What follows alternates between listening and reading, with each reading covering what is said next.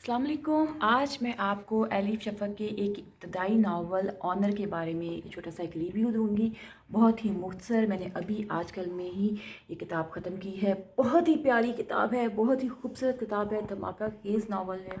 और जो इब्तदाई मैं महसूस करती हूँ कि एलिफ शफ़क़ जब शुरू में लिखती थी तो बहुत ही धमाकेदार अंदाज में लिखती थी, बहुत ही तहलका खेज़ अंदाज में लिखती थी। अगरचे अब वक्त के साथ साथ उनके अंदाज में बहुत ही धीमापन सा पैदा हो गया है और वो अब छोटे से छोटी चीज़ को भी इतना आर्टिस्टिकली वो डील करती हैं कि वो उसको बहुत बड़ी चीज़ बना देती हैं। लेकिन शुरू के नॉवेल्स में ये चीज़ बहुत ही प्रोमिनेंट है कि वो बहुत ही बहुत ही बड़ी बड़ी चीज़ों को डील कर रही थी और वो बहुत ही बड़े बड़े टॉपिक्स को लेके चल रही थी।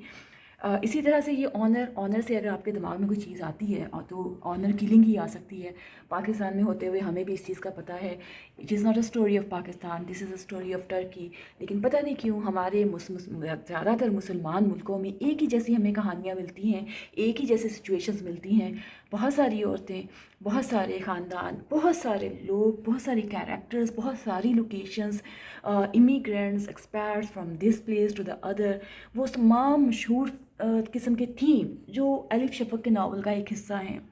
She talks about the expert's life, she talks about the feminism, she talks about the ladies, women, how they suffer in the name of religion, how they suffer in the name of values, honor, all these things. This is her topic. और इस novel में elif शफ़क़ ने इस चीज़ों को बहुत ही खूबसूरती से, बहुत ही प्यारे अंदाज में डील किया है। दो बहनें, दो जुड़वा बहनें, एक्चुअली 7 बहनों की कहानी, जिनमें से 2 मेजर कैरेक्टर्स पैम्बे एंड जमीला, और उनके साथ जो होता है, क्या होता है।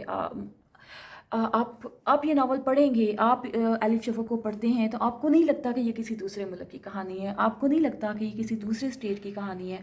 आपको लगता है कि ये तो आपके ही मुल्क की कहानी है, ये तो आप ही के लोगों की कहानी है, ये तो हमारे आसपास हर तरफ ये चीज़ें होती हैं। तो ये क्या होती हैं, कैसे होती हैं, इनके अंदर क्या होता है, ये समझना बहुत ज़रूरी है। और इस पे एलिफ शफ़क़ ने इतना अच्छा लिखा है और इतना खूबसूरती लिखा है। इट्स अ मस्ट रीड, ज़रूर पढ़ें। मैं तो सजेस्ट करूँगी आप एलिफ शफ़क़ को ज़रूर पढ़ें। उनकी हर किताब एक से बढ़कर एक होती है और एक आध किताब रह गई है जो मैंने अभी तक उनके नावल की नहीं पढ़ी है। ऑलमोस्ट बाकी सब पढ़ चुकी हूँ, तो इसको भी पढ़िए। बहुत ही अमेजिंग बुक है।